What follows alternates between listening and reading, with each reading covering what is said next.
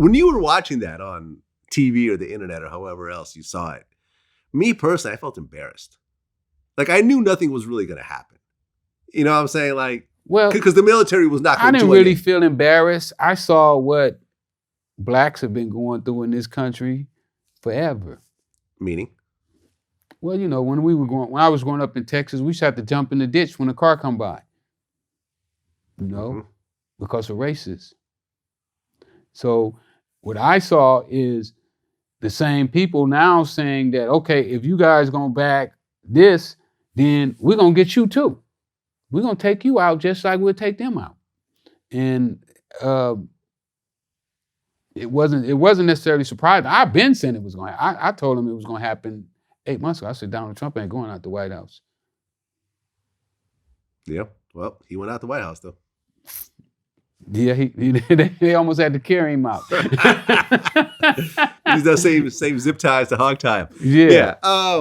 Yeah, man. Like I said, to me it was embarrassing because, you know, I remember my cameraman when I came in, he said that the U.S. is looking like a banana republic right now. You know? Well, but to black people, we always looked at it like that. You know, George Floyd was just the first time they showed it on national TV, you know, where they choked him out. But, you know, I done been choked, beaten the head with flashlights, let dogs bite me while I'm zip tied. My feet are zip tied, my hands behind my back. They let a dog bite me. They plant drugs on us. I mean, go in court and lie in court. And I mean, this ain't nothing new to us. We totally used to this. There was maybe a small handful of black people that actually made it inside the Capitol building. I saw one, maybe two. I saw one or two in pictures. I didn't see him in the Capitol building, but I saw him in pictures. Yeah? Yeah. I bet he in jail. What do you think would have happened if it was a mob of black people? Oh, well, they'd have been shot out. They'd have been shot down in the streets. Just a mass murder, basically. I mean, look, I see a cop. They got a cop, and they squeezing him in the door. Yeah. They squeezing him. And this guy is like he's in excruciating pain, and none of the cops do nothing.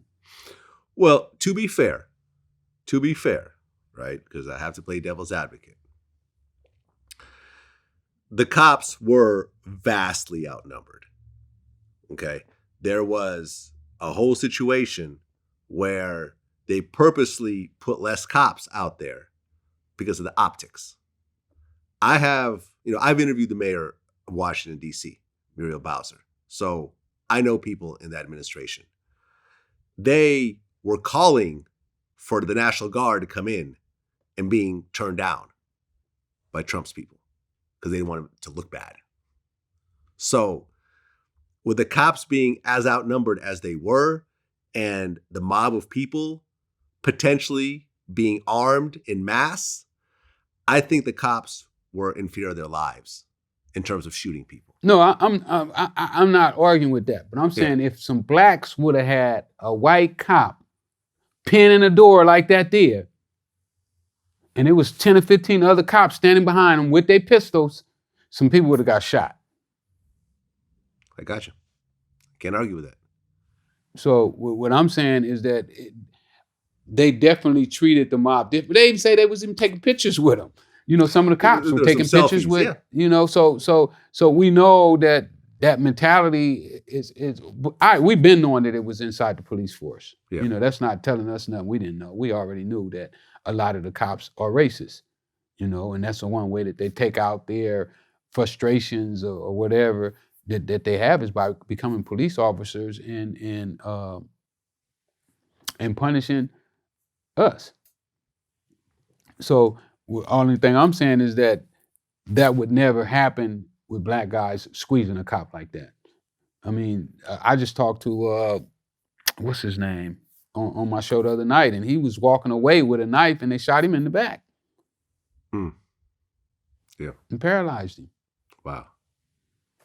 So, you know, when you're saying that they was actively squeezing that man, you know, I'm talking about hurting him and they didn't do nothing. So we know this a double standard. Well, one lady got shot by a cop. Yeah, I saw that too. Trying to jump through the window. That room cleared out nice and quick. No one wanted a piece of that. Well, that's the way they would have showed. If it had been a black mob, that's the way they would have did all of them. Yeah. They just start firing off. And, we don't know how many people would have died in that incident. I agree. I guess this one rather portly lady who had been walking around with a sign that said, "Don't tread on me," ended up getting trampled to death. Somewhat ironic. One guy had like a heart attack. One guy, I think, tased himself and had a stroke. Then the cop got killed. Just a fucking mess. Yeah. Just a mess. Based on, the whole QAnon conspiracy that the election was stolen and everything else like that. It was really just pathetic, honestly. That's how I look at it. Like I said, I was embarrassed. And the way we've been handling the virus too. That's another Trump fuck up where he really let the country down because he didn't come forward and let everybody know what he already knew. I agree. We probably would be in a much, much better shape, than. Oh yeah. Because when I did your show, remember I came on and we talked about it, and he had more information than I had. He could have let the people know. We probably would be through this thing already.